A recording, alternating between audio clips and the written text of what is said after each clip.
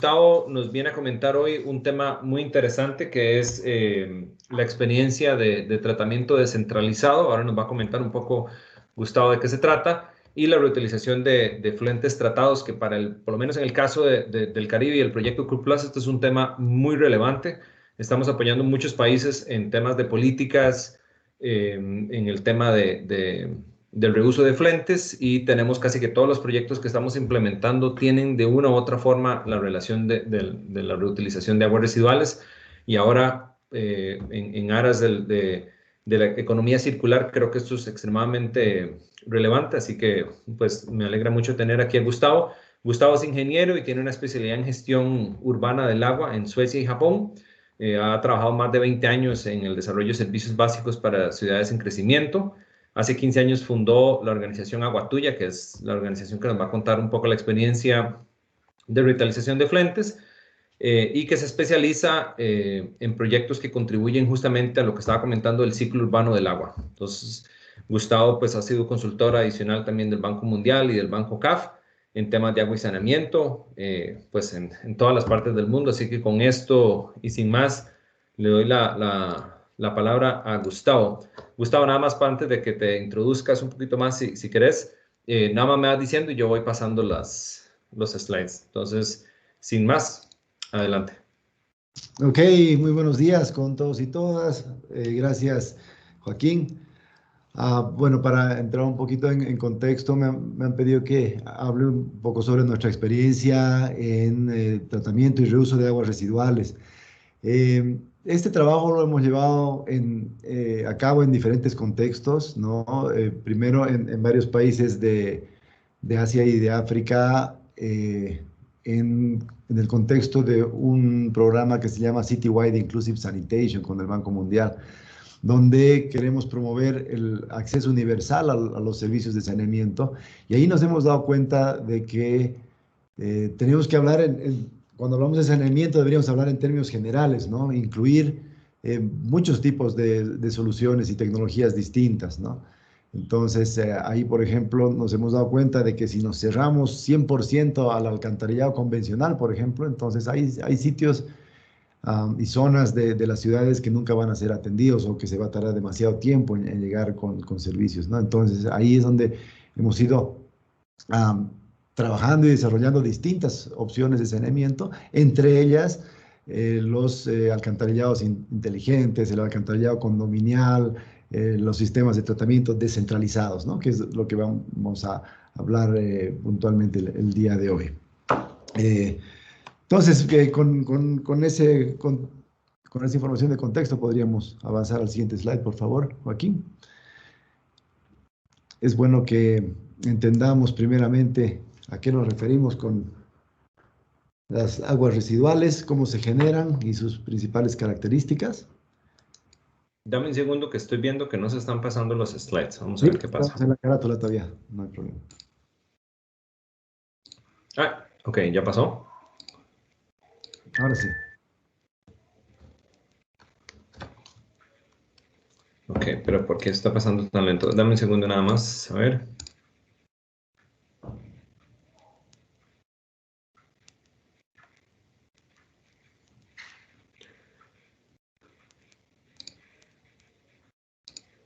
Déjame nada más un segundo. Ahí, ahora sí. Yo creo que ahora sí. ¿Sí? Adelante. Correcto. Podemos pasar a la siguiente, por favor. Bien, entonces les decía que es importante que tengamos una idea clara de a qué nos referimos con aguas residuales y algunas de sus características principales, ¿no? Por ejemplo, cuando vemos las aguas negras, aguas de alcantarilla, que llegan a la planta de tratamiento, uno ve un agua muy oscura, ¿no es cierto? Parecería que tiene mucho sólido, mucho contaminante, etcétera, pero hay un dato que a veces llama la atención cuando se habla de estos parámetros con los ingenieros o con la población, con las autoridades. Si le damos adelante, por favor, Joaquín. Del 100% de las aguas residuales, solamente un 0.1% llega a ser sólidos, ¿no? Y el 99.9% de las aguas de alcantarilla son agua, ¿no? Entonces, básicamente es agua. Una muy pequeña parte son los sólidos, pero ahí es donde están todos los contaminantes, ¿no? Cuando hablamos de aguas residuales domésticas o municipales, básicamente 70% de la contaminación que incluyen las aguas residuales son materiales orgánicos y solamente un 30% los inorgánicos, ¿no? Entonces, esto es lo que hace que tratar aguas residuales sea difícil. ¿Por qué? Porque remover ese 0,1% de contaminantes es como buscar una aguja en un pajar, ¿no es cierto? Necesitamos mucho tiempo de retención, necesitamos infraestructura o necesitamos químicos, todo eso son recursos económicos que destinamos a quitar ese 0,1% de sólidos del agua, que de otra manera sería agua pura. Eso es lo que dificulta y encarece el trabajo. Adelante. Bien, la importancia de tratar las aguas residuales. Podemos ir a la siguiente, no hay problema. Ahí había un detalle de más contaminantes, pero no es tan importante. ¿Por qué la importancia de tratar las aguas residuales? ¿Qué pasa si no tratamos las aguas residuales? Siguiente. Bien, estos son los distintos contaminantes que introducimos a las aguas residuales a través de nuestro uso, ¿no es cierto? Ya sea doméstico, ya sea industrial. Carga orgánica, por ejemplo, las aguas residuales domésticas tienen mucha carga orgánica porque estamos desechando heces fecales, ¿no? En el tema de la orina, desechamos mucho fósforo y nitrógeno. Hay algunos sólidos también que se van entrando en las casas, en las calles, también los usos industriales. Y finalmente podemos introducir al agua metales y compuestos químicos. Entonces, cada uno de estos contaminantes que son distintos afecta de manera diferente al agua y al medio ambiente. Siguiente. Ahí podemos ver, por ejemplo, cómo la presencia de alta carga orgánica reduce la presencia de oxígeno en el agua, ¿no? Entonces nos genera un ambiente anaerobio en el agua. Cuando introducimos nitrógeno y fósforo en la orina, por ejemplo, y en las heces fecales, eh, eso promueve el crecimiento de las algas en el agua, entonces el agua se pone verde, se pone negra.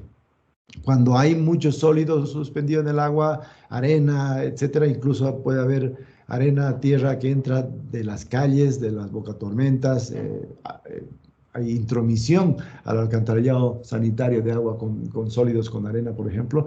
Eso va a incrementar la turbiedad del agua, ¿no? Y cuando hablamos de residuos líquidos industriales, puede haber la presencia de metales o de otros químicos más peligrosos que afectan directamente a los sistemas de vida, ¿no? Entonces ahí podemos ver cómo cada uno de estos contaminantes degradan la calidad del agua y finalmente afectan e impactan de manera negativa al medio ambiente, a los cuerpos de agua, ¿no? Que son nuevamente aguas abajo, fuente de agua para otros usos, ya sea ambientales o para uso de las personas.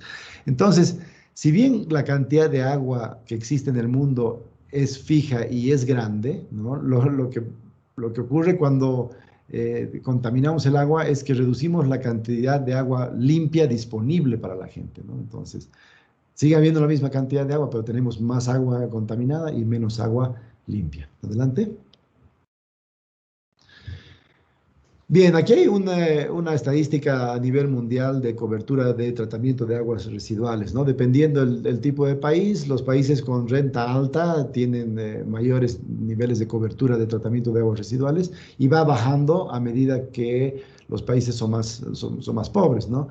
Tanto en Sudamérica como en Centroamérica, la mayor parte de los países son países de renta media baja o algunos países pobres incluso, ¿no? Cuando hablamos de renta media baja y países pobres, estamos entre el 8 y el 28% de aguas residuales que se tratan de manera apropiada en nuestros países. Entonces, el desafío es súper grande, ¿no? Se está tratando muy poca cantidad de aguas residuales. Y si vemos esto a nivel global, es menos del 10% de las aguas residuales que se tratan de manera, a un nivel apropiado, digamos, que no afecte el medio ambiente. Siguiente. Entonces, bueno, de ahí viene la importancia de tratar las aguas residuales. Y ahora vamos a ir un poco más hacia el cómo hacerlo, cómo se puede hacer. Siguiente. Cuando hablamos del ciclo del agua, ¿no? Podemos pensar la evaporación de los océanos, de los bosques, de los árboles, el agua que cae en las montañas, etcétera, y vuelve como escurrentía y luego infiltración, ¿cierto? Ese es el ciclo normal del agua. También existe un ciclo del agua a nivel urbano, ¿no? Que es donde nos vamos a enfocar un poco más. Entonces, es muy importante gestionar de manera sostenible el ciclo urbano del agua, como podemos ver en el diagrama, ya que al pavimentar, al construir infraestructuras de hormigón, etcétera, nosotros estamos perjudicando, estamos rompiendo este ciclo natural del agua, ¿no? Entonces, en el ciclo urbano del agua debemos promover, por ejemplo, la infiltración, ¿no? Mientras menos asfalto tengamos, más vamos a poder infiltrar y vamos a evitar inundaciones, escorrentía por encima de las calles. Mientras más árboles y parques y áreas verdes tengamos en la ciudad, vamos a promover la evaporación del agua y de esa manera también reforzamos el ciclo natural del agua, ¿no? Y cuando utilizamos el agua como agua potable en la ciudad y la contaminamos, entonces luego tenemos que tratar, perdón, las aguas residuales para volver a darles un uso, ya sea para áreas verdes o ya sea para disposición a un cuerpo de agua, ¿no? Pero de manera apropiada, cosa que no estamos contaminando el agua. Siguiente. Entonces, nosotros podemos apoyar, podemos promover este ciclo urbano del agua o lo podemos perjudicar. Entonces, para proteger este ciclo y para proteger el medio ambiente, hay distintas cosas que podemos hacer. Siguiente. Creo que no ha cambiado, ahora sí. Podemos hacer este tratamiento del agua a diferentes niveles. En la imagen podemos ver un tratamiento in situ, ¿no? Para una casa se puede hacer un buen manejo de ese ciclo. Ese ciclo urbano del agua lo podemos manejar a diferentes escalas. Entonces, si vamos a la escala más pequeña, digamos, más descentralizada, ¿no? Podemos tener agua de lluvia que cae en la casa, que tenemos que hacer lo posible por infiltrarla. Si es que hay un drenaje pluvial, entonces ahí es donde tendría que ir el agua de lluvia, ¿no? Si hay un alcantarillado sanitario, no es correcto que descarguemos el agua de lluvia a ese alcantarillado, porque debería llevar solamente agua de residuos domésticos, ¿no? Agua del alcantarillado doméstico. Entonces, si no existe una red de alcantarillado, entonces podemos tratar in situ, en la misma casa, las aguas residuales, que pueden ser negras o pueden ser grises. Hablamos de aguas residuales cuando hemos hecho cualquier uso de esas aguas y las hemos contaminado. Cuando hablamos de aguas negras, nos referimos a aguas que contienen heces fecales, básicamente. Y cuando hablamos de aguas grises, nos referimos al resto de las aguas, aquellas que no contienen heces fecales, o sea, aguas que provienen de la ducha, lavamanos, lavaplatos, lavarropas, etc. Siguiente. Entonces ahí tenemos un ejemplo de un tratamiento in situ que puede ser muy simple, como un tanque séptico, digamos, muy rústico, muy elemental, o puede ser muy avanzado como osmosis inversa, reactor de membrana, ¿no? O algo intermedio como el que vemos ahorita en la imagen, donde tenemos un tratamiento primario y un tratamiento secundario. Puede inclusive incluir desinfección, ¿no? Entonces, el tratamiento del agua se puede llevar a diferentes escalas y a diferentes niveles de tratamiento también. Siguientes. Ahora vemos un tratamiento más centralizado, ¿no? Entonces, en vez de tratar en cada casa, podemos tratar en grupos de casas, que pueden ser barrios, pequeñas plantas descentralizadas, pueden ser distritos, ¿no? De 1.000, 2.000, 5.000, 10.000 habitantes, o pueden ser ya toda la ciudad o áreas grandes de la ciudad, lo que llamamos un tratamiento centralizado, ¿no? Entonces, en la imagen podemos ver un tratamiento por lagunaje. En este caso, hemos modificado una planta de tratamiento de lagunas que estaba totalmente abandonada y le hemos antepuesto ese reactor anaerobio que ven al lado izquierdo, que parece un tinglado, digamos. Ese es un reactor anaerobio que se ha antepuesto al sistema de lagunaje para incrementar la capacidad de tratamiento, evitar olores y mejorar el efluente final. Adelante.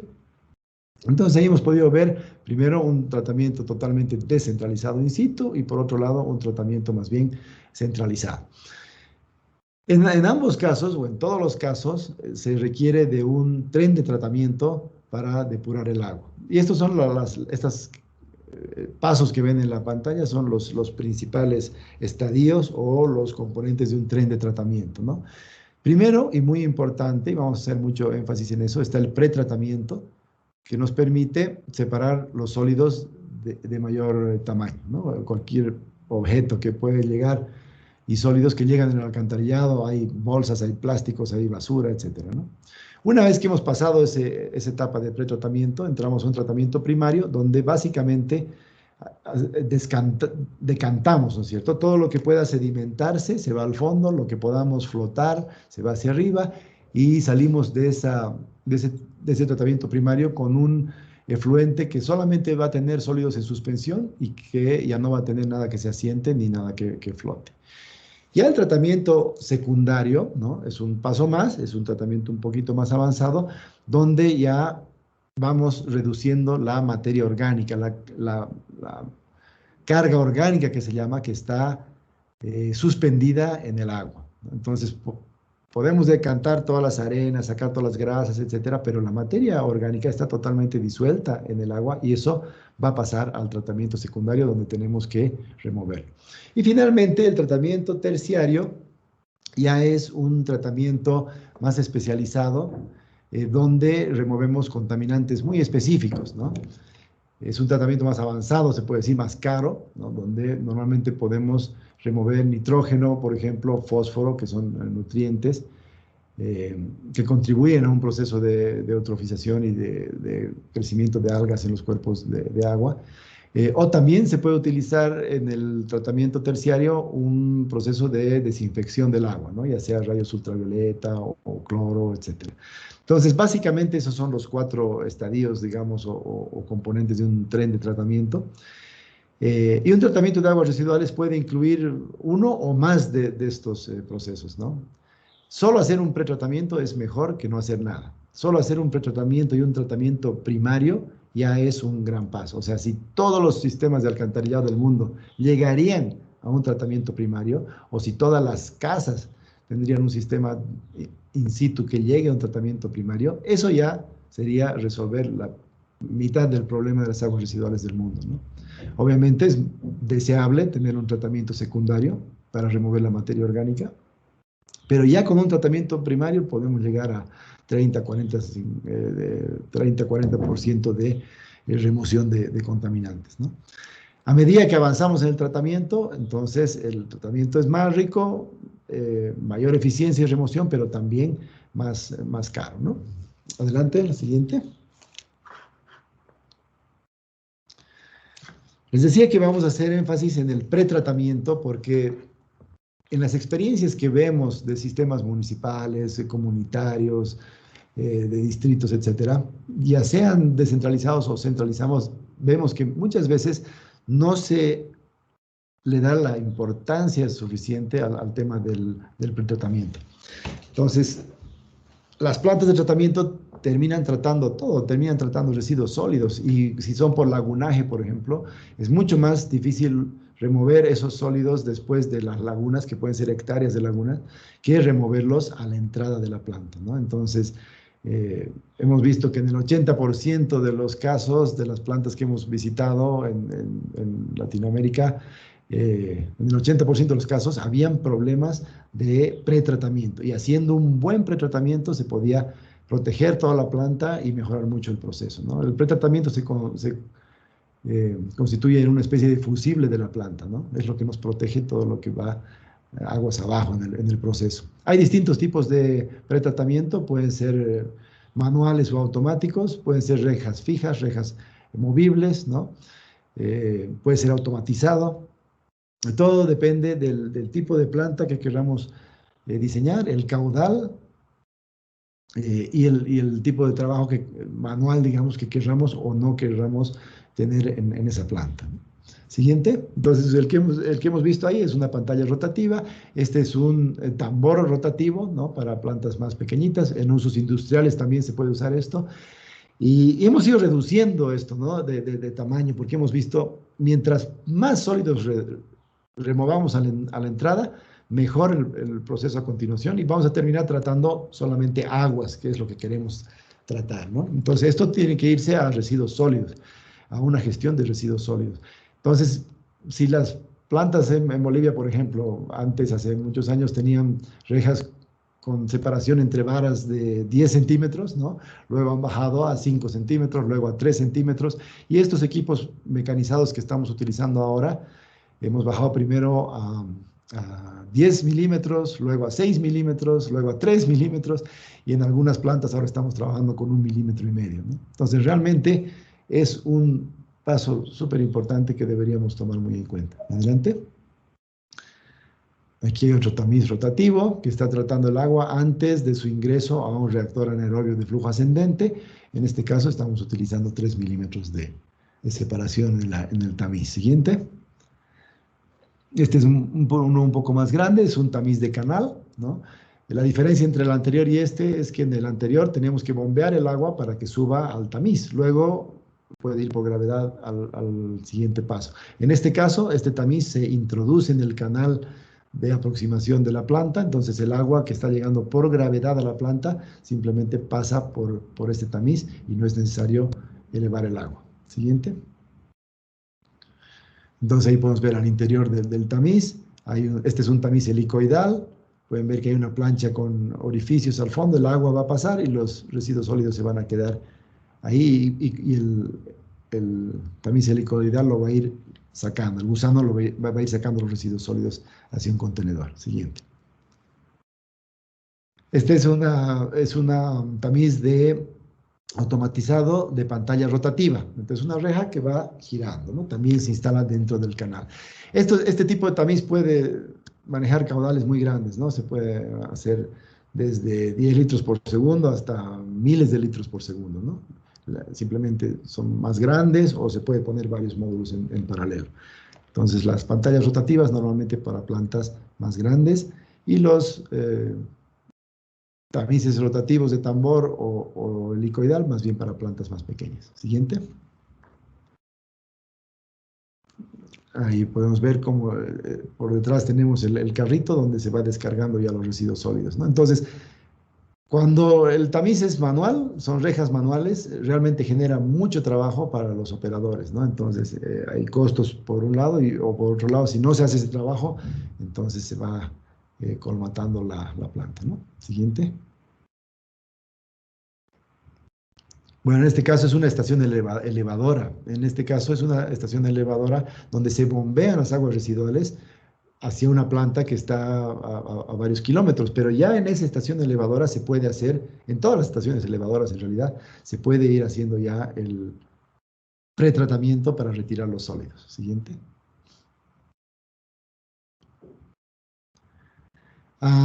Eso era el pretratamiento, ¿no? Luego el material, el tratamiento primario es básicamente decantación y flotación, es algo muy sencillo, básicamente necesitas un tiempo de retención para eso nada más. No voy a entrar en mucho detalle en el tratamiento primario.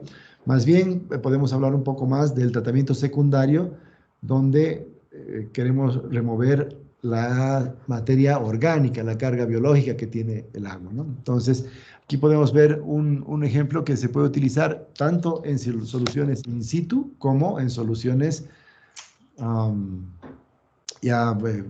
comunitarias, barriales, semidescentralizadas o centralizadas, ¿no? Al lado izquierdo vemos básicamente un tanque séptico de 2 cámaras. Ahí va a ocurrir el tratamiento primario, simplemente decantación, ¿no? Y flotación de grasas. Pero al lado derecho, ahí ya podemos ver un tratamiento secundario para remoción de carga orgánica. Entonces, ahí podemos considerar, por ejemplo, un tratamiento aerobio en el que metemos aire al agua, hacemos burbujear, alimentamos con aire a los microorganismos aerobios, ¿no es cierto? Y al crecer y desarrollarse los microorganismos van a generar películas, biofilm de organismos, ¿no? En este caso estamos viendo una planta de tratamiento que tiene un medio de soporte, existe aireación y se genera este biofilm. Hecho ya, lo que pasa es que ustedes me ponen, el medio ustedes porque está portante, ¿no? incluida ya. Con tanto volver para atrás y para adelante. Bien, siguiente, por Perdón, favor. ahí.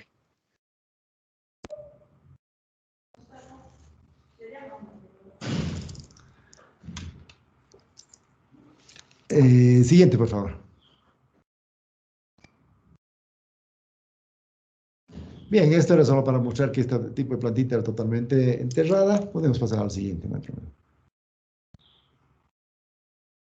Sí, esto ya es una foto de esa misma planta, ¿no? Entonces, en el tratamiento secundario pueden haber procesos anaerobios o aerobios. Los procesos aerobios consumen energía porque tenemos que inyectar aire al agua, ¿no? Y en ambos casos, tanto en los procesos aerobios como anaerobios, sí, siempre va a haber una generación de lodos que tenemos que ir removiendo de la planta de tratamiento, ¿no? Lo que ven en la foto es, es un tratamiento aerobio donde tenemos un medio eh, fijo donde se va a ir desarrollando el biofilm que les mencionaba, ¿no?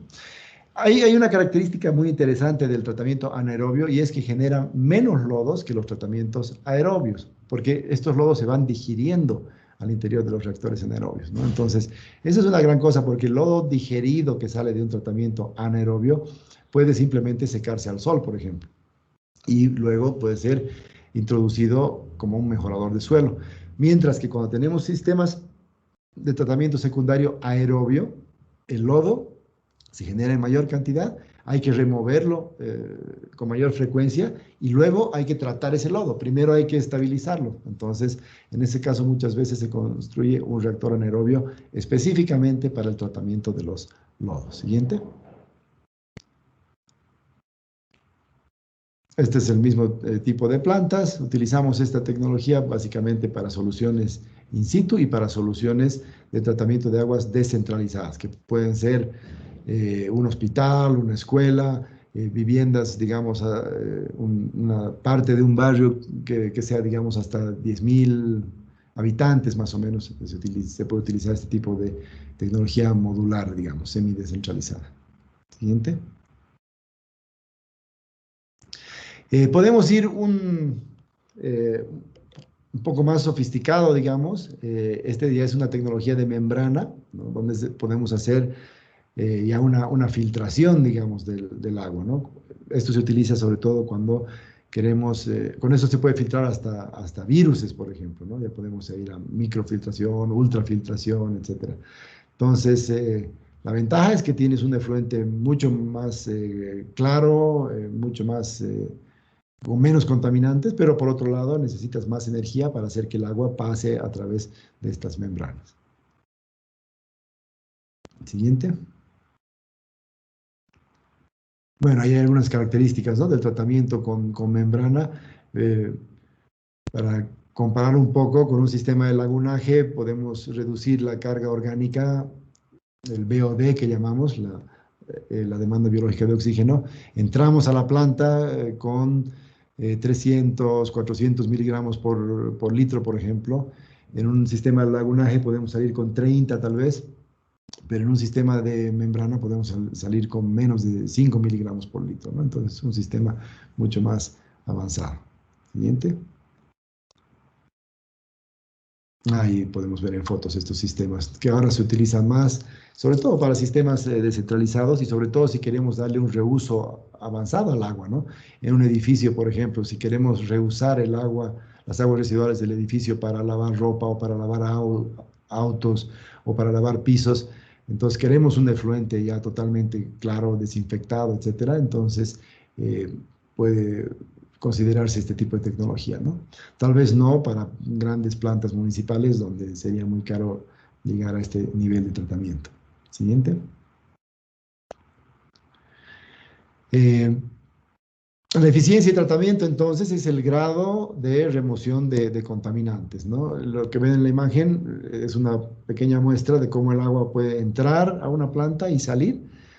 Eh, Esto lo podemos lograr con tecnología muy sencilla, con procesos naturales, ¿no? No es necesario llegar a membranas y a procesos sofisticados para lograr una remoción del 90%, digamos, de contaminantes, que es lo que en este momento están viendo en la foto. Siguiente.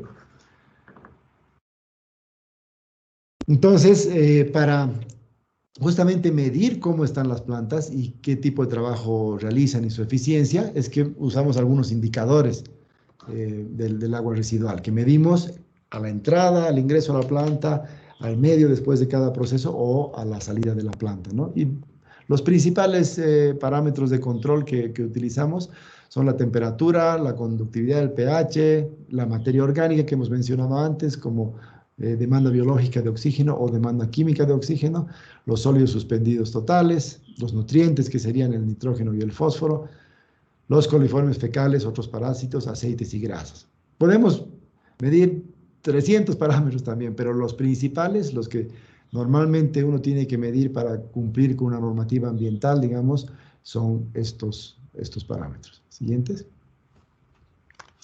Entonces aquí quería compartir con ustedes algo ya de nuestra experiencia en el terreno, con plantas de tratamiento sencillas, semidescentralizadas, entre, digamos, 1.000 y 30.000 habitantes, ¿no? Donde con una combinación de procesos de pretratamiento, proceso anaerobio y luego un proceso aerobio muy sencillo, podemos llegar a estos niveles de eficiencia, ¿no? Entonces ahí pueden ver cómo en carga orgánica, por ejemplo, DBO, podemos entrar a la planta entre 300, 400 hasta 600 miligramos por litro y salimos por debajo de 30, digamos.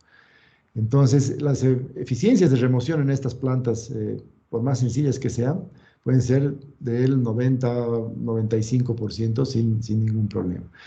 Y también pueden ver que la eficiencia de remoción de nutrientes es baja, ¿no? Ahí vemos en la imagen al lado derecho, solo 37% de remoción de nitrógeno y solo 39% de remoción de fósforo, ¿no?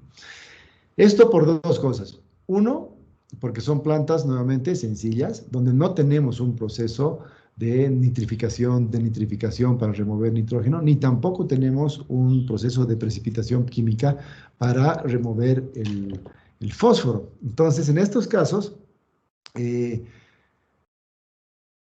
no hemos llegado a ese nivel avanzado y no hemos querido hacer eso porque el agua de estas plantas que les voy a comentar y que les voy a mostrar imágenes a continuación, son todas para reuso de aguas residuales, para reuso en forestación, para reuso en riego agrícola, etcétera.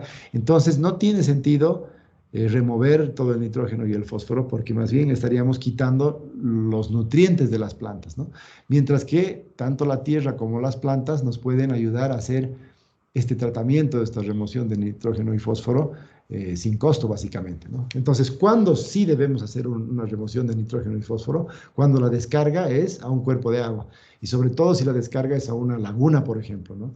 Entonces, ahí, para no contaminar la laguna, tiene mucho sentido invertir en esa remoción de nutrientes. Caso contrario, si el reuso va a ser para el riego agrícola, conviene no removerlos o no remover en su totalidad. Siguiente.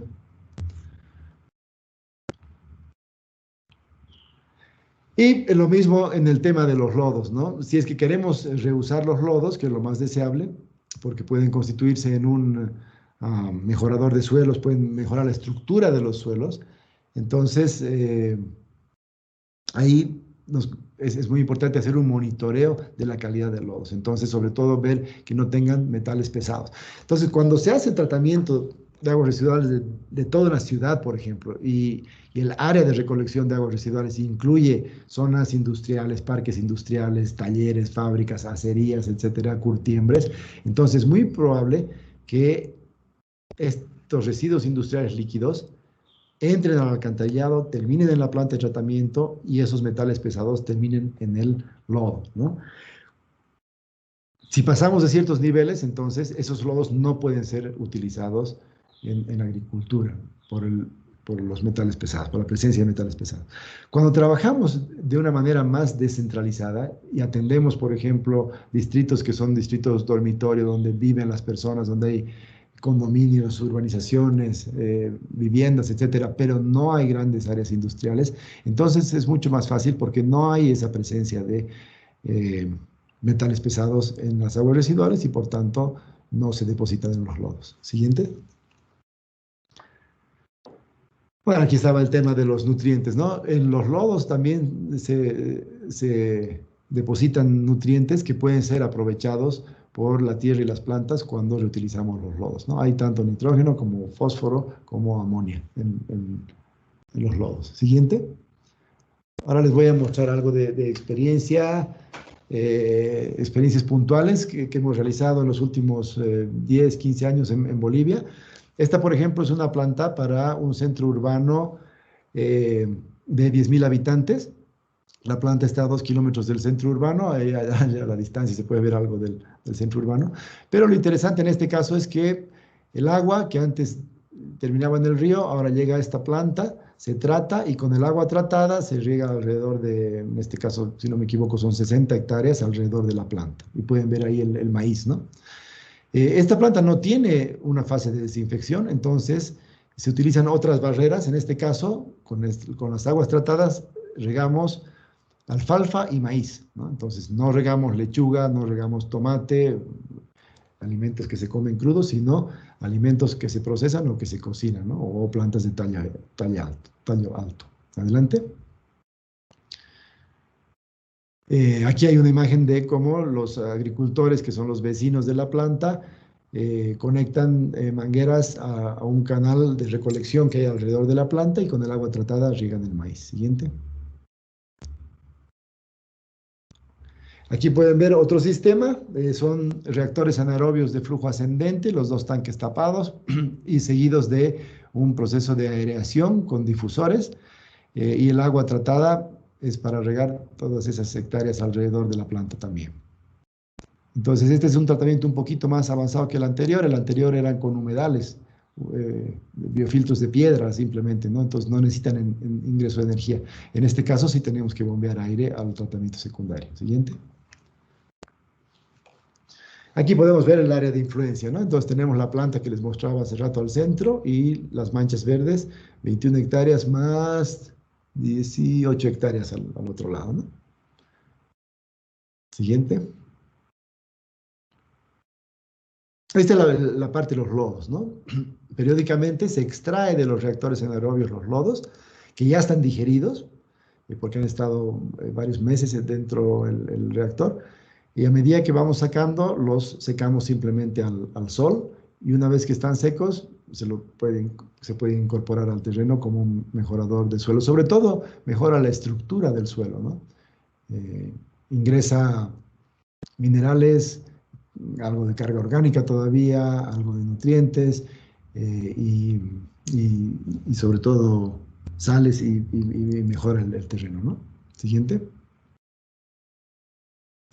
Entonces ahí se ve a la izquierda cómo sale el lodo del reactor y cómo luego queda seco, digamos, al lado derecho, ¿no? El agua vuelve a entrar al proceso, vuelve a entrar a la planta de tratamiento y los sólidos se quedan y se secan. Siguiente. Esta es una planta específicamente para el tratamiento de lodos. Entonces, a esta planta llevamos ya sea lodos que extraemos de tratamiento aerobio de otras plantas de aguas residuales, o también pueden ser lodos provenientes de tanques sépticos, ¿no? De soluciones in situ. Entonces, puede haber un carro cisterna que por medio de vacío recoja de sistemas, de áreas, de zonas de la ciudad que no tienen alcantarillado y que sí tienen tanques sépticos, y esos lodos sépticos se los puede tratar en una planta de este tipo o de otro tipo, ¿no? Pero es una planta de tratamiento de lodos. En este caso, hacemos un proceso que se llama compostaje húmedo, wet composting, y básicamente aireamos los lodos para convertirlos en un fertilizante, sí, en este caso líquido, estabilizado, que además puede o no incluir urea, ¿no? Cuando se le incluye urea, entonces sí se lo potencia aún más como fertilizante líquido, ¿no? Pero en este caso ya es un fertilizante totalmente desinfectado, llega a 60 grados, entonces mueren todos los microorganismos nocivos, colis, etc. Siguiente. Bien, entonces lo que queremos hacer con este sistema de tratamiento, ¿no?, descentralizado y con enfoque de reuso, es cambiar un poco el paradigma. Siguiente. El paradigma anterior ha sido básicamente traer nutrientes a la ciudad en forma de alimentos, ¿no? Se producen los alimentos en el campo, se traen a la ciudad, en la ciudad los consumimos y luego los desechamos en el alcantarillado, ¿no es cierto? Sigue una lógica lineal, que tiene un inicio y un fin, y luego termina en el alcantarillado con o sin tratamiento y termina en el agua, ¿no? Entonces, lo que estamos haciendo ahí es básicamente perder el fósforo. El fósforo es el nutriente más importante para las plantas, ¿no? Es el cuello de botella de la vida, como decía Isaac Asimov en algún momento. Y se nos viene una crisis del fósforo. El fósforo está muy mal distribuido a nivel mundial. 3 o 4 países de todo el mundo tienen básicamente el 80-90% de las reservas de fósforo mineral del mundo. Y el precio ya se está disparando.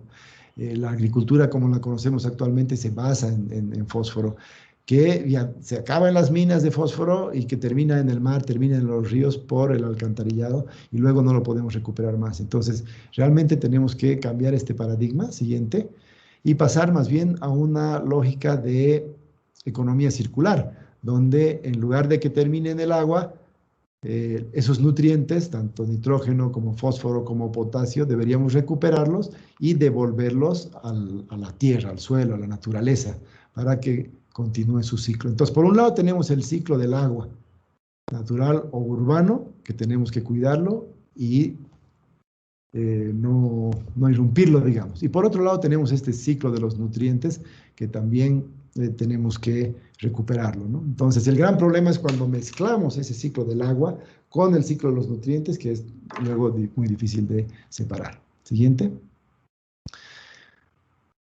Entonces, cambiar ese paradigma, ¿no?, de economía lineal a economía circular es el reto, digamos, de los próximos años, ¿no? Proteger el agua, proteger estos ciclos, tanto de nutrientes como de agua, incorporando esta filosofía, digamos, o este enfoque de economía circular en vez de la economía lineal. Entonces, vamos a ver esto en la práctica, como en esas plantas que han visto anteriormente, hemos llevado a cabo, digamos, este cambio de paradigma.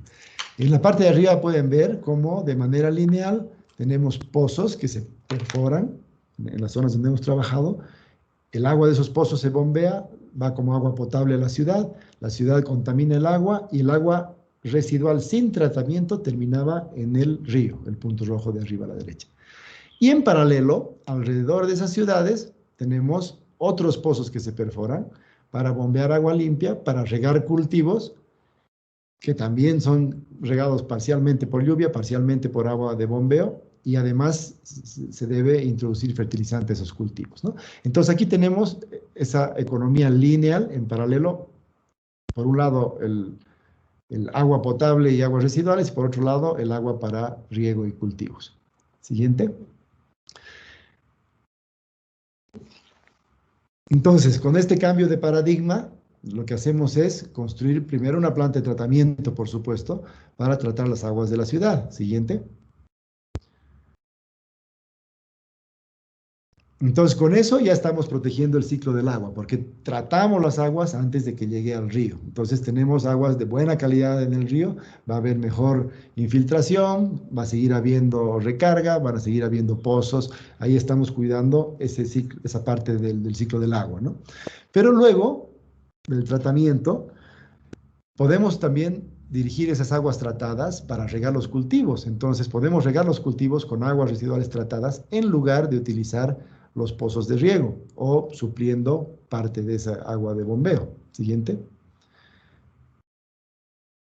Entonces, de esa manera estamos reduciendo la presión sobre los acuíferos y estamos reduciendo, digamos, la necesidad de perforar más pozos y bombear agua para cultivos, ¿no? Entonces, en este caso, los cultivos se riegan con lluvia y con aguas residuales tratadas, ¿no? Entonces, ahí estamos llevando no solamente aguas tratadas al cultivo, sino también estamos llevando nutrientes, ¿no? De esa manera estamos mejorando y protegiendo tanto el ciclo del agua como el ciclo de los nutrientes y los estamos separando en lugar de mezclarlos. Siguiente. Entonces, ahí pueden ver como, digamos, como estudio de caso, 3 ciudades intermedias, una de 30.000 habitantes o 20.000 habitantes, si no me equivoco, la otra es de 10.000 habitantes, la otra es más chiquita, es como 5.000 habitantes. O sea, es una misma región, son 3 pequeños centros urbanos en esa región y tenemos actividad agrícola entre estos centros urbanos. Y a la izquierda pueden ver un lago que se contaminaba con las aguas residuales de estos 3 centros urbanos. Siguiente. Entonces, lo que hemos hecho es un análisis para comparar, ¿no? Para estas 3 localidades, qué es lo que ocurría con las aguas residuales bajo un esquema de economía lineal, donde no se trataban y se botaban al río, y qué ocurre ahora cuando estas aguas se tratan y se reutilizan para actividad agrícola, ¿no? En el caso de la carga orgánica, por ejemplo, si antes llegaban 241.000 kilos al año de carga orgánica al río, ahora solo llegan 6.000, ¿no? Entonces había una reducción de 235.000 kilos, o sea, una reducción de 97% de carga orgánica que termina en el río, ¿no? Fíjense que no es 100%, es 97%. ¿Por qué? Porque, número 1, el tratamiento no es perfecto, no tiene 100% de eficiencia. Y número 2, porque solamente un 60% del agua termina regando cultivos y un 40% del agua termina de todas maneras en el río, pero ya tratada, ¿no? Entonces, no todo el año riegan los agricultores. Antes, solo con lluvia, cuando dependían solo de la lluvia, tenían una cosecha al año. Ahora tienen 2 cosechas al año, pero de todas maneras hay tiempo que no riegan, o porque no están cultivando, o porque está lloviendo, y ese 40% termina en el río, pero ya tratada porque hay plantas de tratamiento. Algo similar ocurre con los sólidos suspendidos.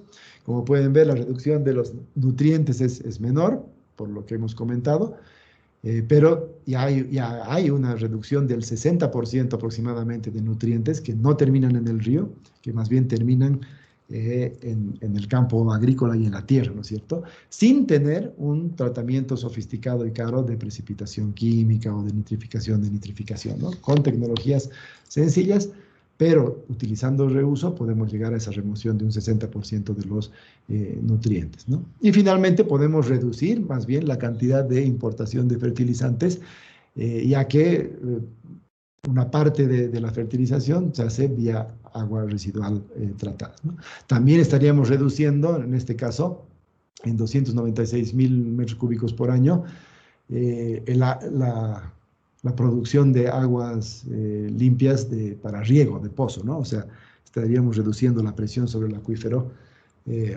a tiempo de no necesitar esos pozos para riego, ¿no?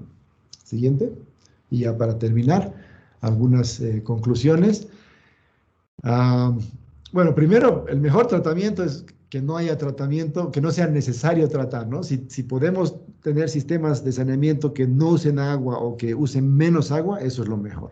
Si ya tenemos sistemas de saneamiento con arrastre hidráulico, con alcantarillado, como los que hemos hablado, entonces podemos tratar estas aguas residuales con diferentes tecnologías y a diferentes escalas. Nuevamente, el tratamiento más básico es mejor que no tener nada. Si tenemos un simple tanque séptico, ya es una gran cosa. Si vamos a un tratamiento secundario, mucho mejor. Podemos hacer esto a nivel in situ, a nivel de condominios, pequeños barrios, pequeños centros urbanos o a nivel de gran ciudad también, ¿no? Entonces, no importa la escala, en todas las escalas se puede hacer un tratamiento o muy sencillo o muy avanzado. Hay todo un abanico de posibilidades. Esto es muy interesante y muy importante para nuestros proyectos, el hecho de que la descentralización del tratamiento facilita el reuso de las aguas tratadas y de los lodos. Mientras más cerca al punto de contaminación se realice el tratamiento, tanto mejor. Es cierto que cuando tenemos grandes plantas de tratamiento, el costo per cápita baja, el costo per cápita de tratamiento. Pero cuando tomamos en cuenta los costos de toda la solución, incluidas las redes de recolección, las estaciones de bombeo, la energía de las estaciones de bombeo, etcétera, entonces esas grandes plantas descentralizadas no necesariamente son una solución más barata. Todo lo contrario, cuando hay muchas estaciones de bombeo, es muy probable que el costo de recolección de las aguas residuales sea más caro, más elevado que el costo de tratamiento. Por el lado de costos. Ahora, por el lado de la eficiencia y de la posibilidad de reuso del tratamiento, del uso, del reuso de las aguas residuales, es mucho más interesante descentralizar, porque ahí no tenemos la contaminación de industrias, porque ahí tenemos más lugares donde se puede reutilizar el agua, porque necesitamos muchas áreas para el tratamiento de aguas residuales, pero muchas áreas más pequeñas, ¿no? Entonces, si ubicamos las plantas de tratamiento estratégicamente en lugares donde se pueda hacer reuso, entonces ahí más bien estamos recuperando nutrientes, estamos implementando una filosofía de economía circular y estamos además reduciendo costos. Y eso, por supuesto, puede generar múltiples beneficios, ¿no? No solamente desde el punto de vista de la salud y del medio ambiente, sino incluso beneficios financieros, económicos, cuando se ahorra recursos, se conserva recursos o se recicla, se reutiliza. Ese era, creo que, el último slide. Muchas gracias. Podemos pasar al siguiente y a cualquier pregunta o duda o conversación que gusten.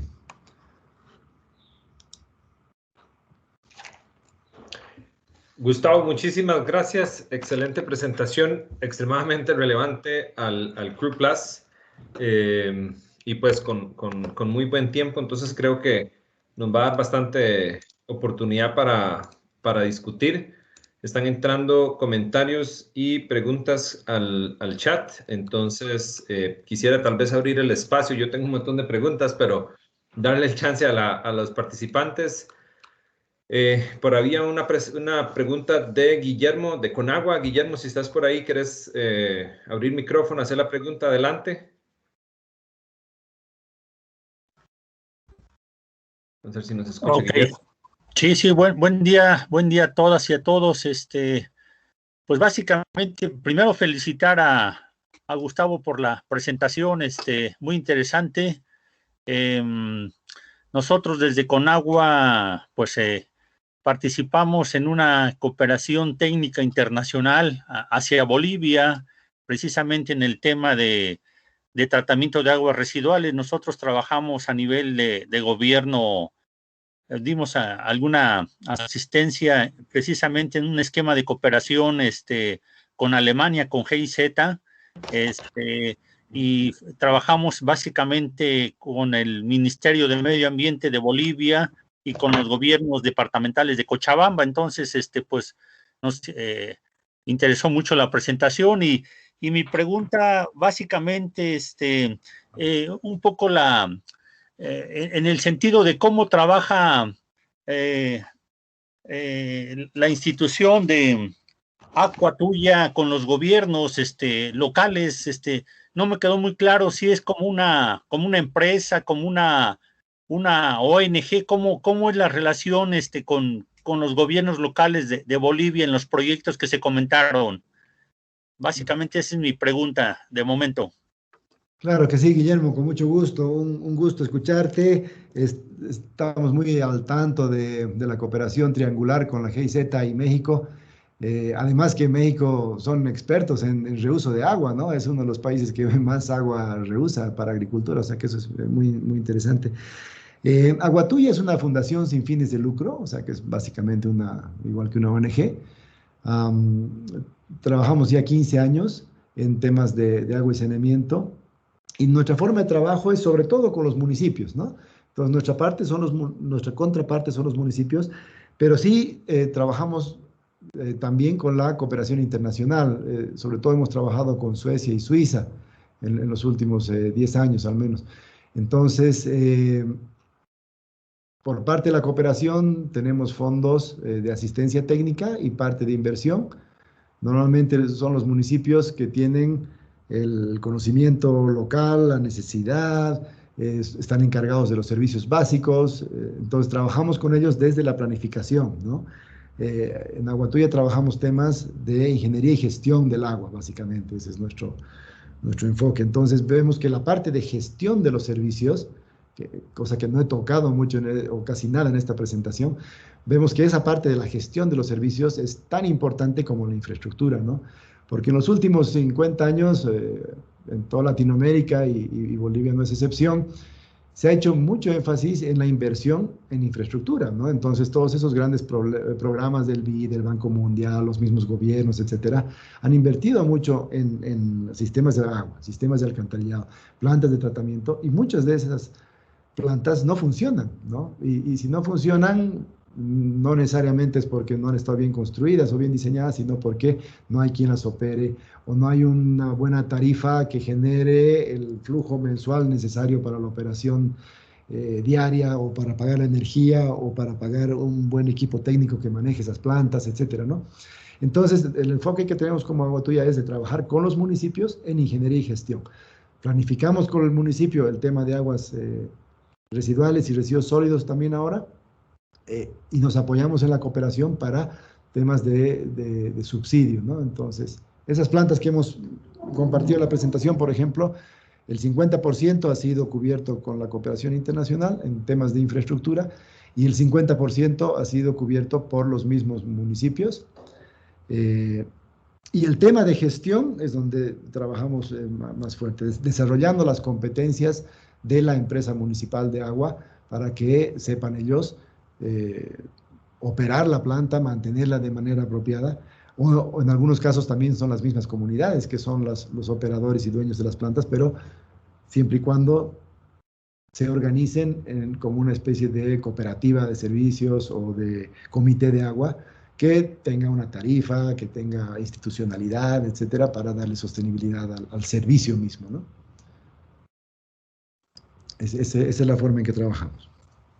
Sí, pues muy amable, gracias. Y nada más un último comentario que también lo puse ahí en el chat, y precisamente relacionado con el comentario que hiciste, Gustavo.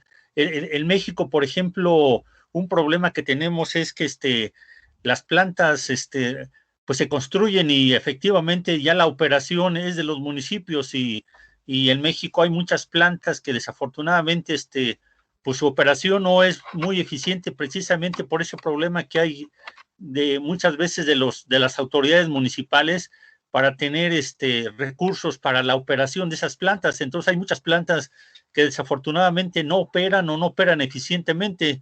Entonces esa experiencia que nos comentas de que ustedes han desarrollado en Bolivia es interesante, porque ese es el gran problema, yo creo que en México y en muchos países, que las plantas se construyen y como tú decías, pues no está a veces el proyecto como tal de la construcción, sino más bien ya el problema es la operación de esas plantas. Entonces, pues sí nos interesa eso que comentas, y pues una felicitación por ese trabajo que están haciendo y esa experiencia que han desarrollado. Pues de mi parte es mi comentario. Gracias por la oportunidad. Gracias a ti, Guillermo, un gusto.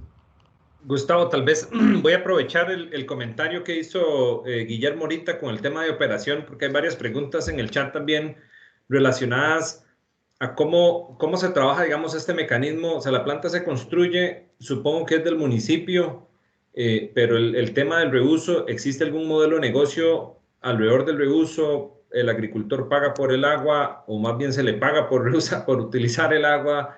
O sea, ¿cuáles son los modelos? Porque hay muchas preguntas alrededor de los costos y demás en general de la operación. Entonces, si nos contás un poco de esta experiencia. Sí, con mucho gusto. Se da ambos casos, ¿no? En algunos casos es el mismo municipio que entrega el agua y cobra o por metro cúbico o por hora de bombeo, ¿no? Eso en la región donde hemos trabajado, pagar por el agua es algo normal, digamos, porque la fuente principal para agricultura en esa región es agua de pozo. Entonces, cuando un sindicato agrario o un grupo de agricultores se reúnen y hacen su propio pozo, tienen que pagar la energía de bombeo. Entonces, ellos mismos se cobran, digamos, por hora de bombeo, ¿no? Pero, por otro lado, en el tema municipal se ha dado otro caso interesante, que es que la misma comunidad interesada en el agua de riego ha dado las tierras para la construcción de la planta, ¿no? Que de otra manera es un problema muy complicado, el conseguir el terreno para la construcción de la planta, sobre todo cuando estamos en zonas periurbanas o en áreas urbanas. nadie quiere tener una planta de tratamiento en el jardín trasero, ¿no es cierto? Entonces hay mucha, en el patio trasero, hay mucha resistencia social a la construcción de plantas, ¿no? Pero en este caso, cuando nosotros hemos demostrado que las plantas que desarrollábamos no generaban malos olores como las plantas de lagunaje que habían antes, por ejemplo, no había problema de mosquitos y todo eso, entonces ellos, los mismos regantes, agricultores, por beneficio propio, ¿no? Decían, ok, nosotros podemos dar, en algunas de las plantas que han visto, 8,000, 10,000 metros cuadrados para la construcción de estas plantas, a cambio de que el agua tratada podamos utilizarla sin costo para nuestro beneficio, ¿no? Entonces, ese modelo también se ha dado. Pero nos ha abierto la oportunidad justamente de poder consensuar y socializar la construcción de la planta sin oposición, ¿no? Porque era de interés de ellos. Entonces, por ese lado, ha sido una experiencia interesante. No, súper bien. Y contanos un poco, digamos, el costo de la operación, o sea, la operación en sí lo asume el municipio. Sí, todo asume en los sistemas municipales, ¿no es cierto? El costo lo asume el municipio, pero transfiere parte de ese costo a su tarifa de alcantarillado, ¿no? Porque los municipios tienen sus propios servicios de agua potable o tienen una empresa descentralizada municipal que opera el agua, el servicio de alcantarillado, etcétera, y muchas veces la planta la tienen botada o no tienen planta, ¿no?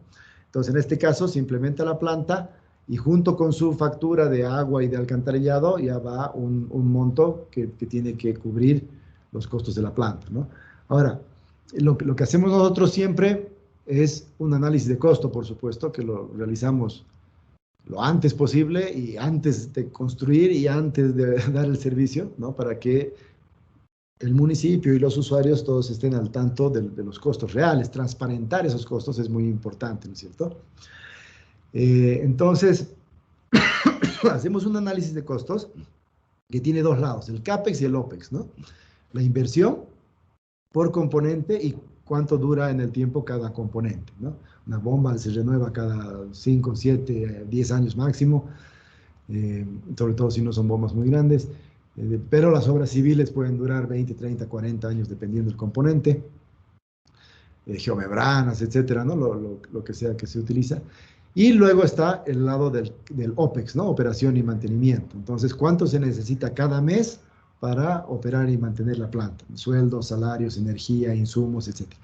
Entonces, transparentamos todo ese costo y normalmente lo llevamos a un costo per cápita o a un costo por metro cúbico, ¿no?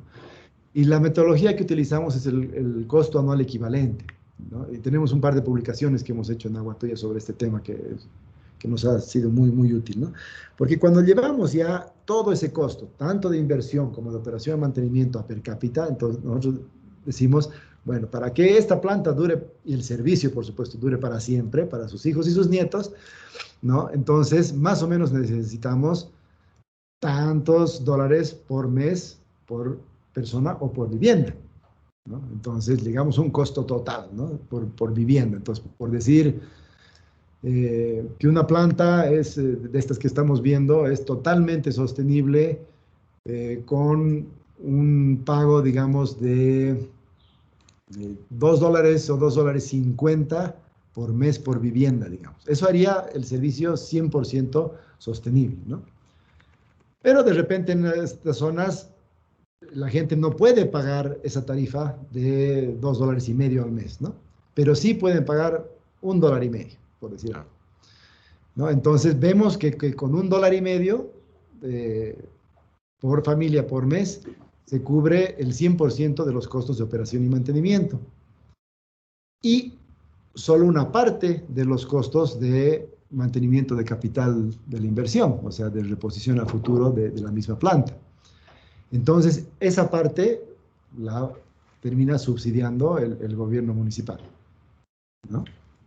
En otros casos puede ser que el 100% puedan cubrir vía tarifa a los usuarios y mucho mejor, digamos, pero no siempre es el caso, ¿no? Ok, voy a aprovechar y hacer, no sé si está todavía en beta, pero nada más compartir muy breve, no voy a hacer ningún tour ni nada por el estilo, pero el costing tool del trabajo que hiciste con el Banco Mundial. del Citywide Inclusion Sanitation. Gustavo participó, no sé si se está viendo mi pantalla. Sí, sí. Ok. De esta herramienta de costeo, porque hay un par de preguntas sobre el tema de los costos de David Wilk. Y esta es una herramienta que, bueno, Gustavo me dio un tour hace ya un par de meses y pues me parece muy interesante. Y al final esto termina siendo como un tipo de base de datos donde se están uniendo costos de diferentes experiencias. De ahí se podría por región y por país y por tecnología tener una aproximación de los costos de un proyecto. Entonces, creo que puede ser un componente que hagamos en el futuro también como parte de la academia, donde hacemos tal vez un buceo más profundo a esta temática de costos utilizando, por ejemplo, esta herramienta. Pero bueno, esto es más un anuncio que otra cosa. Tal vez, Gustavo, no sé, ahí hay una pregunta de don David. Don David, si querés abrir micrófono y cámara y hacer la pregunta de Gustavo, que tiene que ver con costos, adelante. No, bueno, muchas gracias. Muchas gracias, Gustavo, por la presentación estupenda y gracias, Joaquín. A mí me parece súper interesante el argumento que usamos para introducir sistemas descentralizados es costos.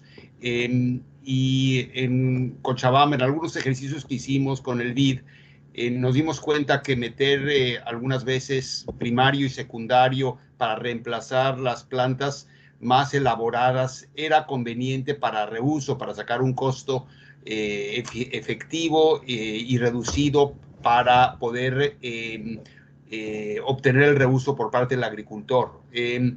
Mi pregunta era alrededor de los costos. El costo promedio que tú podrías tener, ¿cuál sería por metro cúbico de fluente tratado en una planta, por ejemplo, de 10,000 habitantes? Y con eso podemos extrapolar. Y gracias por el instrumento este de CWIS que nos comparte Joaquín, que me parece muy útil. Solamente alguna referencia de costos de inversiones. Estamos hablando ahorita de CAPEX inicial que tendría que aportar el municipio, así como la entidad financiadora en este caso, ¿no? Sí, el costo total estaba alrededor de 20 centavos de dólar por metro cúbico, ¿no? Costo total. Incluyendo CAPEX y OPEX, ¿no? La mitad de eso básicamente era CAPEX, la mitad OPEX aproximadamente. Pero tengo unas planillas con todo el detalle y que están también en la nube en ResearchGate. Puedo pasarles con mucho gusto el link para que puedan acceder a esta información. De hecho, la forma de cálculo viene de esta metodología que hemos utilizado con el Banco Mundial, que mencionaba Joaquín hace un momento. Y en el chat he pegado la dirección de esa herramienta, que es siwiscostingtool.com. Eso lo he pegado en el chat de este grupo. Justamente en esa herramienta hacemos este análisis de CAPEX y OPEX, pero no solo de la planta de tratamiento, sino de toda la cadena de saneamiento, que es lo que va al interior de la casa, la cometida, la red de recolección y finalmente el tratamiento. Incluso se puede poner el reuso, ¿no? Porque ese análisis hay que hacerlo para toda la solución de saneamiento, ¿no? En el tema de tratamiento, el número que tengo de memoria es 20 centavos de dólar por metro cúbico, incluyendo todo. Muchas gracias, Gustavo, muy amable. Mientras más grande la planta, eso va bajando, obviamente. Claro, con economías de escala, gracias. Súper, gracias, don David. Seguimos con preguntas en el chat. El tema modelos de negocios ya fue comentado un poco. Por aquí había visto otra.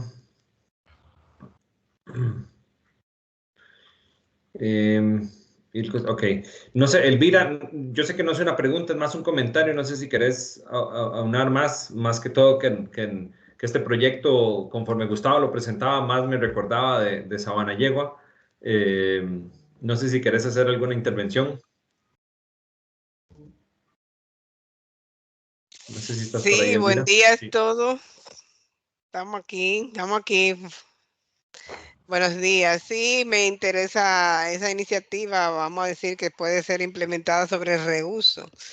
Y más bien también que se dé más publicidad en el proyecto nuestro en Sabana Yegua, como acaba de decir Alejandro, Joaquín, en el sentido de que la sensibilización nos ayudará a el tema del reuso local, porque somos muy débiles aquí en Dominicana.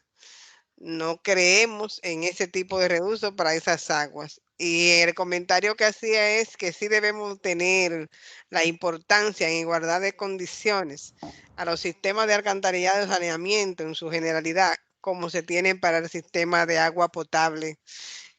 Siempre se dan los países más importantes a lo que es la captación para llevar al usuario, pero la recolección, sabemos que cada uno de los países, incluyendo el nuestro, República Dominicana, tenemos debilidad para la recolección, los sistemas están parados, muchos de ellos, no me deja mentir Joaquín con el proyecto que tenemos en Sabana Yegua, que tiene 30 años paralizado y que esas aguas van directamente a los cuerpos receptores por falta de, a veces son seguimientos de operatividad y mantenimiento, y Dominicana no es exenta de esa situación. Me gusta el tema de la economía circular que planteaba Gustavo, y eso también debemos los países, incluyendo República Dominicana, de darle más visibilidad para que podamos encontrar tanto los costos como la aplicación de la misma en los sistemas de saneamiento. Más bien era un comentario y muchas felicitaciones. No, gracias, Sí, Elvira. gracias. Sí, Adelante, gracias. Gustavo. Para replicar un poquito al comentario, el tema de la comunicación es súper importante, ¿no? Y la forma en que nosotros hemos abordado la comunicación en estos lugares será porque el río estaba súper mal, ¿no? El río estaba totalmente negro, con muchos malos olores, visiblemente mal, ¿no? Entonces, obviamente eso no le gusta a nadie. Entonces, hemos empezado por ahí, ¿no? Y teníamos vallas en la ciudad, en el mercado, etcétera. ¿Cómo quieres tu ciudad? ¿Cómo quieres tu río? ¿No? ¿Quieres así o asá? ¿No? Dos fotos contrastantes, digamos, cómo podría ser tu ciudad y cómo es, ¿no? Eso sobre todo para motivar a que la gente apoye el tema del tratamiento de aguas residuales, ¿no? Luego, el tema del reuso no ha sido un objetivo en sí de parte nuestra, ¿no? Es algo que se ha dado y que se ha dado porque había demanda, digamos, ¿no? Pero hay otros lugares donde llueve mucho, donde hay buena precipitación y de repente no es tan necesario ni deseable el reuso en agricultura, ¿no? Pero en ese caso sí hay que hacer un tratamiento un poquito más avanzado, si es, sobre todo si se va a descargar a lagos o ríos que tengan poco caudal, ¿no? Entonces, yo creo que el tema de reuso hay que impulsarlo, digamos, cuando sí existe una necesidad, una demanda, una oportunidad real, ¿no? Eh, y puede ser diferentes cosas, ¿no? Cuando trabajamos a nivel totalmente urbano, ahí el reuso de plantas más chicas, por ejemplo, en condominios, en distritos urbanos, es más para forestación y parques municipales y canchas de fútbol, por ejemplo, ¿no? Entonces hay barrios que tienen una cancha de fútbol que es solamente de tierra porque no tienen el agua para regarla, pero cuando ya tienen el agua y hacen su riego del campo de fútbol, incluso ya alquilan la cancha, tienen un ingreso por dejar jugar a la gente en una cancha de césped, ¿no? Entonces hemos visto todos esos otros efectos inesperados, digamos, de reusos que no necesariamente son agrícolas, ¿no? Muchas gracias. He pegado mi correo electrónico por si acaso al chat, gheredia@guatuya.org, si alguien quisiera alguna aclaración o información adicional, siéntanse libres de escribir, por favor. Súper bien, Gustavo, muchas gracias. Y Leia, no sé si querías abrir micrófono y contarnos un poco, hacer la pregunta.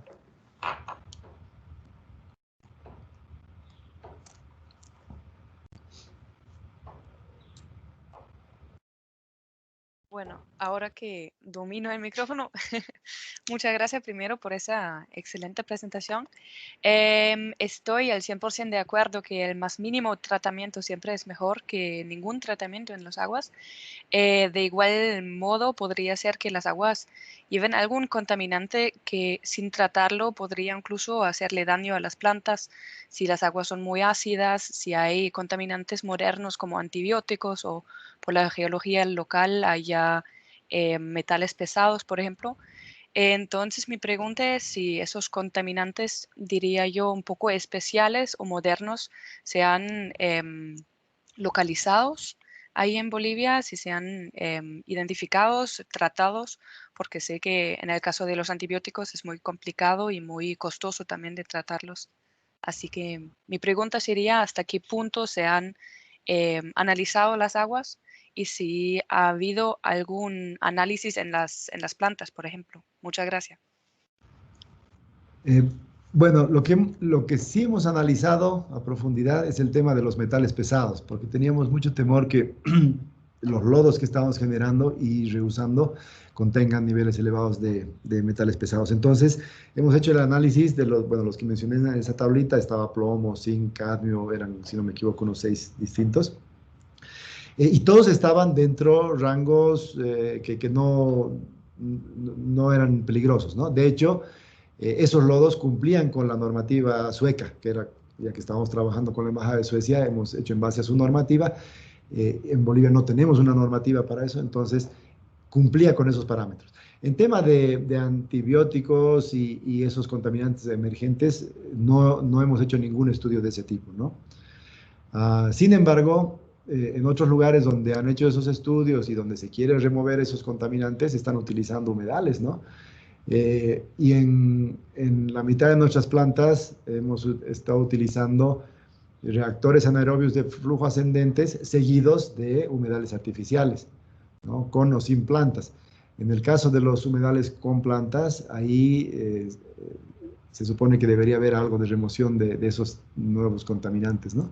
Pero no es algo que hayamos medido ni controlado para nada.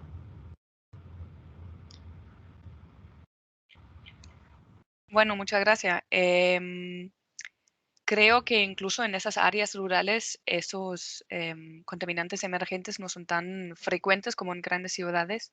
En otros países, por ejemplo, en el caso de los metales pesados, ¿hay alguna razón por qué no? Bueno, si esperaron contenidos elevados, me pregunto por qué, bueno, por qué se esperaba eso y si han detectado alguna razón por qué no estaban por encima de algunos valores límites, porque no se trataron, por lo que he entendido. Sí, no era que esperábamos, sino que temíamos, ¿no? Decíamos, ¿qué pasa si...? Porque estábamos recolectando las aguas de un centro urbano chico, pero de todo el centro urbano. Entonces decíamos, hay algunas pequeñas industrias, algunas fábricas, qué sé yo, pero no era una gran ciudad. Entonces teníamos el temor, más que esperar, pero simplemente no está entrando al alcantarillado esos metales, ¿no? Deben ser más tipo negocios de manufactura, qué sé yo, que no tienen contaminantes, ¿no? El gran problema es cuando la ciudad es más grande y tienes ya curtiembres o parques industriales o acerías, ahí sí, ¿no? Ahí vas a encontrar metales pesados. Pero eso es uno de las razones más importantes para descentralizar, ¿no? Porque una vez que tengas esos metales pesados en el alcantarillado y en tus lodos, no hay mucho que puedas hacer, o sea, no vale la pena tratar esos lodos para remover los metales pesados, ¿no? O sea, el costo-beneficio no da, ¿no? Entonces es mejor evitar, prevenir y la descentralización es el punto a favor, ¿no?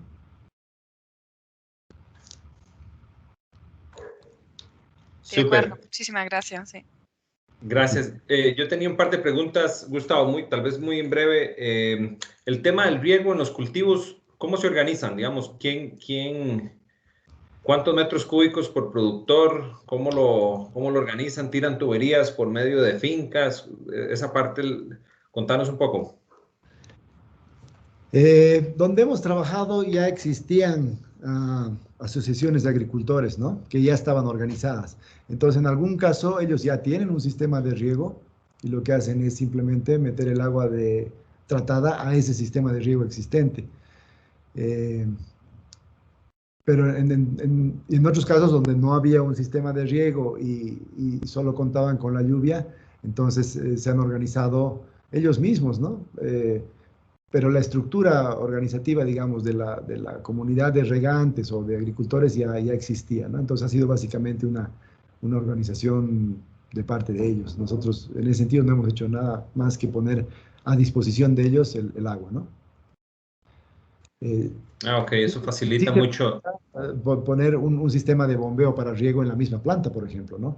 En el pasado hemos construido sistemas de riego que no tenían nada que ver con aguas residuales, sino que era con agua de pozo, y hemos construido sistemas de tubería que llegaban a cabecera de parcelas, ¿no? Y de ahí ya el agricultor regaba. Pero ese sistema es muy interesante cuando tú puedes hacer una red similar a una red de agua potable, pero con tubos más grandes de riego. Entonces le entregas al agricultor no solamente agua, sino que agua a presión, ¿no? En ese caso podría utilizar goteo, microaspersión, aspersión, etcétera. Claro. Entonces ahí el valor que recibes es mucho más porque le estás dando agua y energía, ¿no? Pero en el tema de aguas residuales, lo que hemos hecho hasta ahora, las experiencias hasta ahora han sido riego por gravedad o bombeo simplemente hasta cabecera de parcela o a la misma acequia que los regantes ya tenían y bajo su propia organización, ¿no? Vale, ok. Se me vino ahora la idea y no sé si has tenido experiencia ahora Hola, que el podría tema... preguntar algo. Soy Patricia de Honduras. Solo quiero seguir con el tema de agricultura, con permiso. Adelante, Patricia. Hola, quería consultar con el tema de riego. Yo soy ingeniero agrónomo, ¿verdad? Y está súper interesante el tema de riego porque le proporcionó agua con fósforo y potasio súper soluble para las plantas. Hicieron, o sea, bien fácil de asimilar, hicieron como una diferencia entre aplicar fertilizante, nitrógeno y potasio, lo que comúnmente se hace en la fertilización, y lo que iba en las aguas ya tratadas, se hizo un costo-beneficio. Hemos hecho ese estudio, sí, y su pregunta es muy importante, porque además me lleva a otro tema. Las aguas tratadas, por más tratadas que sean, tienen niveles de salinidad más altas que el agua dulce, ¿no? Entonces, tampoco es buena idea regar exclusivamente con aguas residuales, porque en el tiempo correríamos el riesgo de salinizar el suelo, ¿no? Entonces, lo ideal es usar las aguas residuales tratadas como un riego complementario, ¿no? Complementario a la lluvia o complementario o suplementario, si vale el término, a un riego normal que exista en la zona, ¿no? Hemos hecho, sí, los estudios en el tema de tratamiento de lodos, cuando hemos generado el fertilizante líquido usando aguas residuales y lodos. Hemos hecho el proceso de compostaje húmedo, wet composting, aireando, todavía sin usar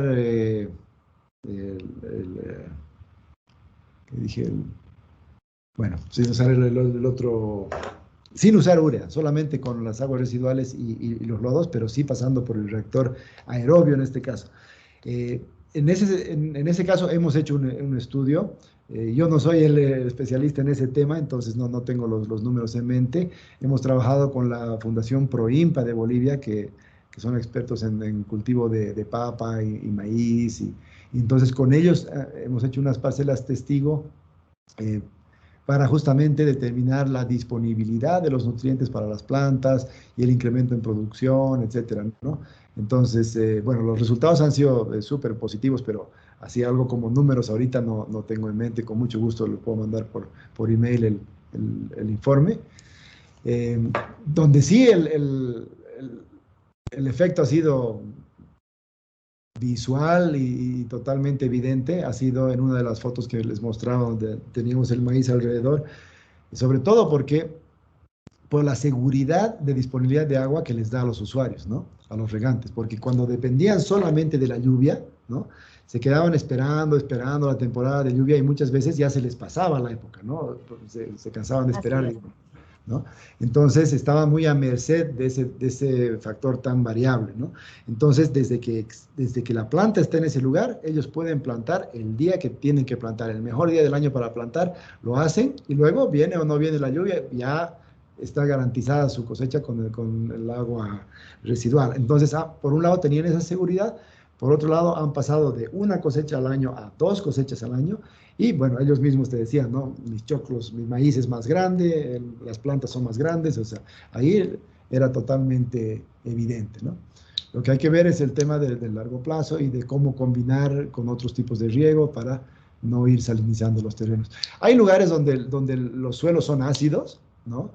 En esos lugares, bienvenido, ahí es una gran cosa, ¿no? Al meter materia orgánica y sales al suelo, estamos mejorando mucho los suelos, porque los vamos a volver más básicos o más neutros, digamos, ¿no? El problema puede darse en lugares donde ya el agua sea salina, donde ya los suelos sean salinos de entrada, entonces sí hay que tomar eso en cuenta, ¿no? Excelente, excelente, gracias. Listo, muchas gracias, Patricia, por la pregunta. Por aquí había una pregunta, no la veo, pero la leí inicialmente, que es relacionado al tipo de tecnología, Gustavo. O sea, ustedes están usando, y así aprovecho y hago la mía, ustedes están usando ya la parte, digamos, aeróbica, biofiltros, de flujo supongo que intermitente, y no sé si hacen un solo paso o hacen algún tipo de recirculación.